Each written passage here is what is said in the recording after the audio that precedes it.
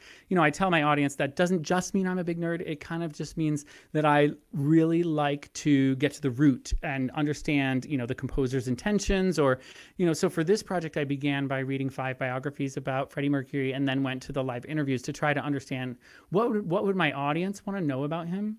And so I created this concept recording where I felt like I could honor him in some ways that he had struggled. So, he was born in Zanzibar and went to school in India. And you don't hear any of those influences really in his writing, but I believe if he were alive today, he would have been in his 70s now. He would have been happy to incorporate some of his influences, some of his roots. And so, you'll hear some use of oud and sitar and African drum patterns. There's one pattern in particular in Bohemian Rhapsody that's a pattern that's kind of a call to action that I thought was really just a smart use in there. I describe it more. I'm going to say the African word wrong, but it's in the liner notes of the CD. So I was able to work with Carl Napa on this project, and he was an engineer at the Hit Factory in New York, working on kind of everybody's albums. Ranging from classical to pop and R&B, and Nelly had brought him to St. Louis to do some work, and so I met him there, and it was just really a dream project because the material itself is so well written, and then I was able to, kind of do my own thing with it, which was even more fun. The pieces I'm most proud of are probably the first few on the album where they're really more of a departure. The hardest ones to do were actually We Are the Champions and Bohemian Rhapsody, only because in my mind, they're already perfect. And so it's like, what do you do with something that you already love so much that you couldn't love it more? There's a lot of reasons why I was, Freddie's story is so entertaining. And I felt like when I saw the film, I had already read a lot of, these books and everything. And I kind of was picking and choosing and saying, okay, that's historically accurate. And maybe this is something they're sweeping under the rug or making it appear different than the way it was because it's Hollywood and they want to, just let people love Freddie and not know some of the harsh realities of what human beings are, Yeah. I like that. Yeah. So, I like that because, being Indian myself and that background, that's not a part of his life that you hear much about. And that you went in and, sort of took a historical lens and looked at his ethnicity and his upbringing. He was a huge fan of classical music, that too. word fits, doesn't it, reimagine? I think you're right that he would. Yeah. So okay. I'm going to release Barcelona as a duet soon, too, with my collaborating friend Grace Field.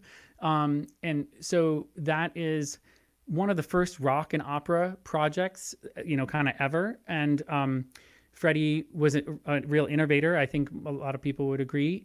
But he was a huge fan of classical music. So in the album, you also hear a lot of kind of, because of my education and roots too, and also just as a tip of the hat to Freddie's love, he went to Covent Garden Opera House to hear Pavarotti, but he was mesmerized with Montserrat Caballé, the most famous Spanish opera singer who died in her 80s just a couple of seasons ago. And so they had this collaboration. He wrote a theme song for the Barcelona Olympics, and it's just a monumental piece. So I'm working on that right now, putting together our own version, and that'll be released, my next release. By the way, I have my 1996 Atlanta Olympics shirt on for everyone watching at home. Yay. So I'm trying to keep the theme rolling. So what would you like to do next? We'd love to hear another song. Sure. So how do you think I have time for 2 little things or 3? Yeah, 3. I think we can fit them all 3? in.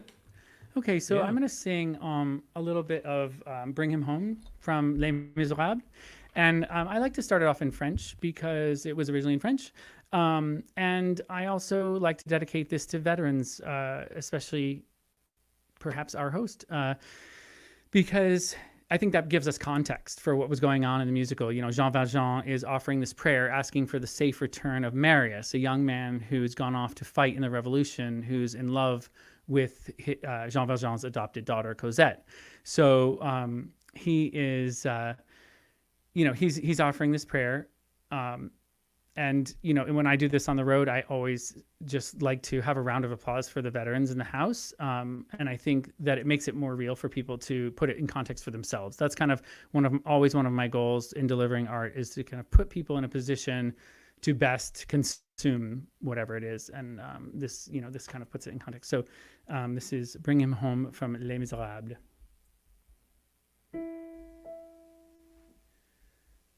Dieu du ciel, notre Père, je t'implore d'écouter ma prière. Il est jeune, il a peur. Laisse éclore une fleur, laisse-le vivre comme un homme, comme un homme. He's like the sun I might have known if God had granted me a son.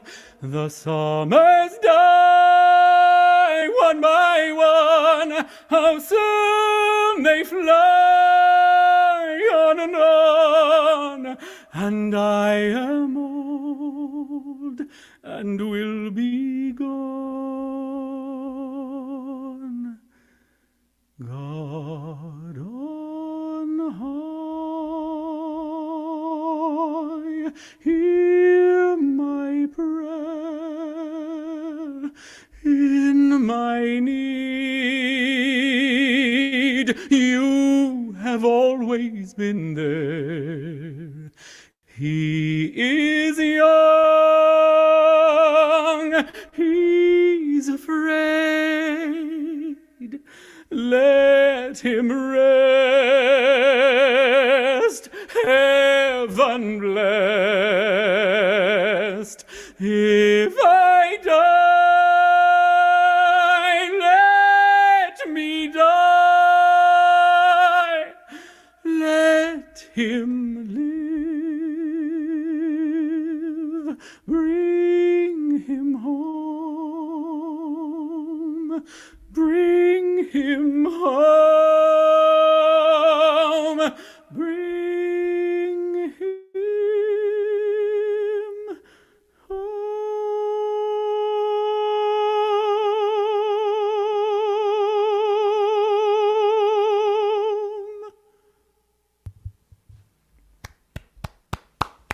Man, this dude can sing. It's awesome. Thank you. It's fun. Sounds so It's super good. fun.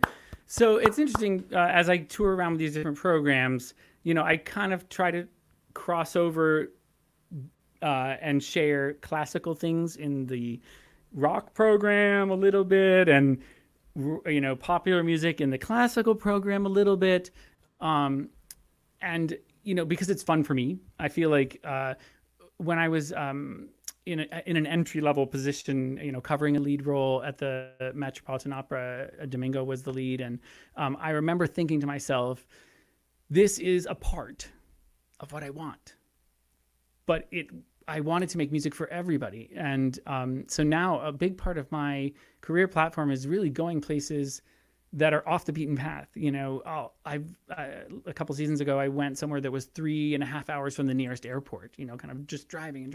And people are so appreciative of art and the fact that you will bring it to them. And so, I've just been very fortunate to be able to do what I love all the time, and I can't wait to get back to it. I know. Well, you're making us all so excited, and I want everyone to show some love for the wonderful Terry Barber. Drop your applause, drop your flowers down on the screen. We'll put it up on the screen so we can share the love. This is a question I wanted to ask. Lucy asked if she wanted to know how did you end up being a countertenor? Were you lumped in with all the other tenors, and you sort of became a countertenor? So how did you become identified as a countertenor? It's a great question. So the idea of countertenor is a little bit more common now than it was when I was growing up. But I started out as a boy soprano, and I started private voice lessons at age 7 because I wanted to. My mother had some interest in music and was taking voice lessons, and she asked me if I would like to, and I said absolutely yes. And so by the age 9, I was a Mall in the Night Visitors for the first production that Opera North in New England staged. And then the following year, I did that again, and kind of started to realize that I really loved to perform and to be on stage. And my voice was soprano at the time. When my voice changed in high school, I got some more low notes.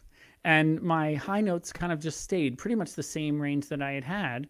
And I remember I went to Northwestern for my undergraduate degree as a double degree in engineering and music, not knowing what path I would take. Kabir and I have a few things in common in our interests and how our brains work, I think, a little bit, although I'm sure I'm not as smart as he is. But anyway, so my teacher said, everyone just said, well, you're obviously a tenor. You can hear my speaking voice, right? So I started training as a tenor, regular tenor, not countertenor. And one of my very first lessons at Northwestern, my teacher gave me a Baroque piece, and I went to the library to listen to it. It was actually Henry Purcell's Music for a While, which is beautifully eerie. If you're not familiar with it, I recommend going and listening to it. He has kind of an eerie quality in his composition generally, I think, the way his use of harmony. But that piece is quite particularly eerie. And so I went to the library to listen, and I heard all these men singing in an extremely high range. And I went into my lesson and said, what octave do you want me to sing this in? And he said, well, I thought a normal kind of tenor octave, but let's hear it. And when I sang it for him, he just said, wow, this is, your technique in your head voice is actually much easier, which tells me, and you have so much facility up there. So, that's the other question I get is, how do you know if you're a countertenor? And so, all men have two voices. All people have really a head voice and a chest voice. And so most men, unless there's some damage going on, they can make like a Mickey Mouse sound or, use their head voice in some regard.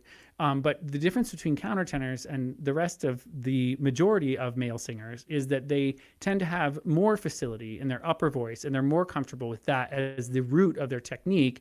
And so it's a similar technique to classically trained women. So they speak to you in their chest voice, but they use their upper voice, their head voice, as the kind of basis for their voice. Then they mix down into the chest voice from the upper voice. So that's kind of what countertenors do. That was a long explanation. No, now I feel like really well informed. So thank you for that. Whenever the Jeopardy questions comes on countertenor, I'm going to crush that to know what it is. Awesome. So, Nice. So I think we have room for probably two more. So I was just going to do a short phrase. Wow. Okay. Yeah.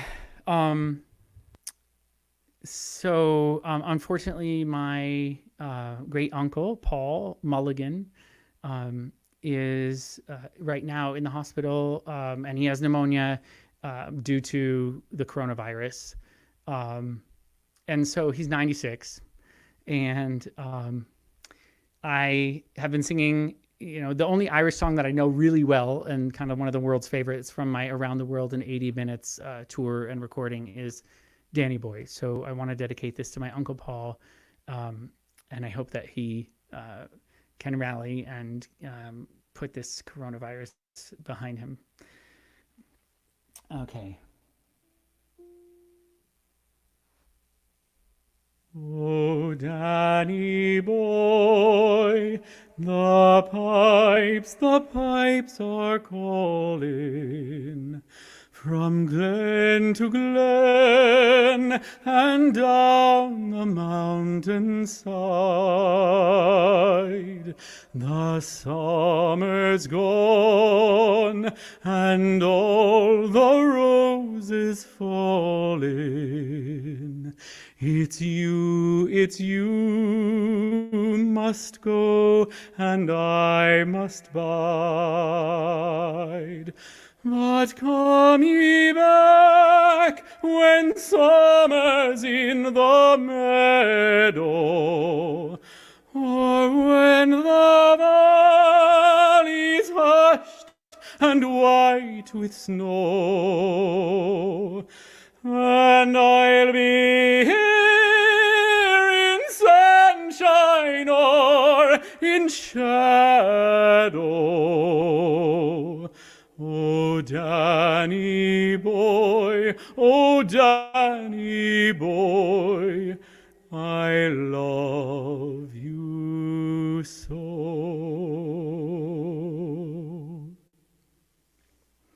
So that's not the arrangement that I created for my tour, which is got a concert pianist, a multi-wind player, and extreme vocal range. So I'm actually like singing Turalura while she plays oboe for the melody, and it's like a beautiful arrangement that my friend Ralph Ferris, who's a New Yorker, he's the founder of Ethel, the string quartet, and was the conductor of Lion King on Broadway.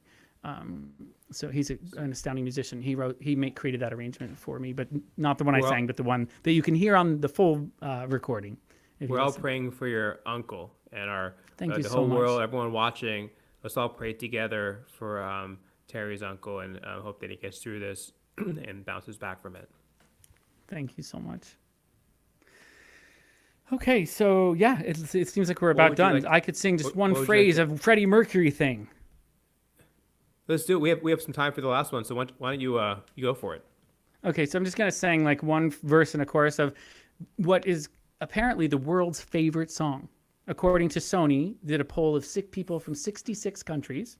This is the song that Liza Minnelli, one of Freddie's idols, sang for him at the very first fundraiser in his honor to fight AIDS. So Liza Minnelli sang this, "We Are the Champions." I've paid my dues time after time. I've done my sentence, but committed no crime. And bad mistakes, I've made a few. I've had my share of sand kicked in my face, but I'll come through. We are the champions, my friends, and we'll keep on fighting till the end. We are the champions. We are the champions. No time for losers, 'cause we are the champions of the world.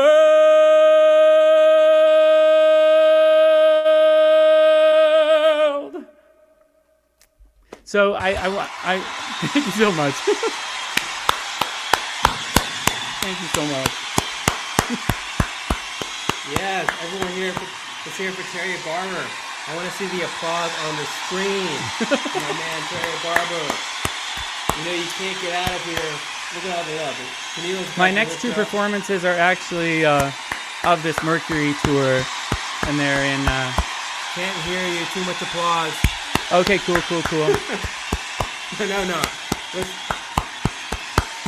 I want to round him in applause. He deserves it.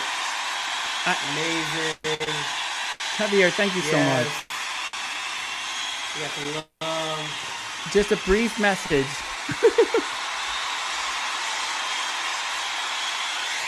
Aw. Wow.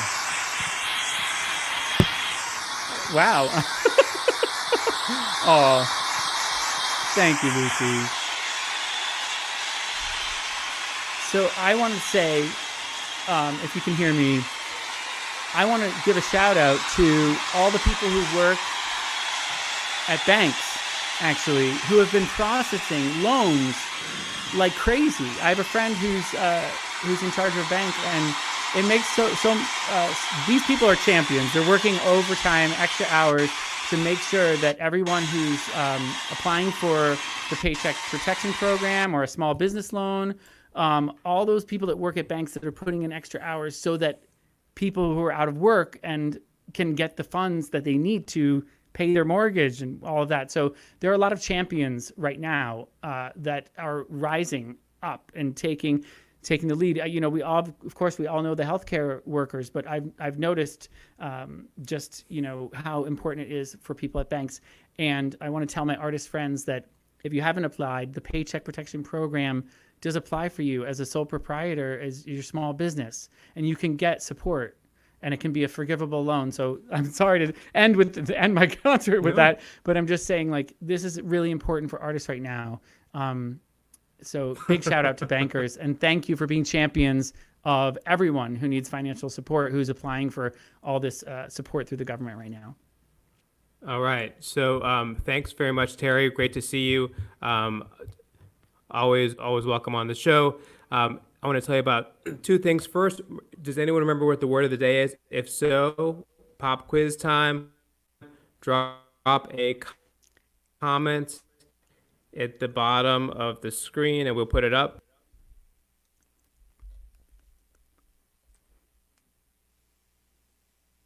Can't hear you. Did you mute yourself?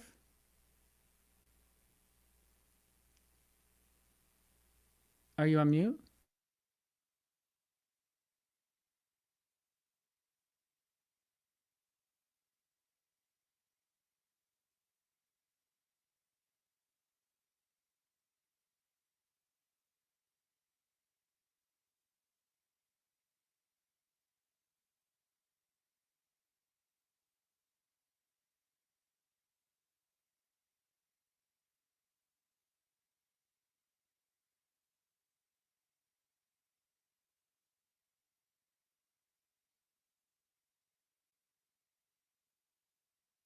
Sound of the day, sound of the day.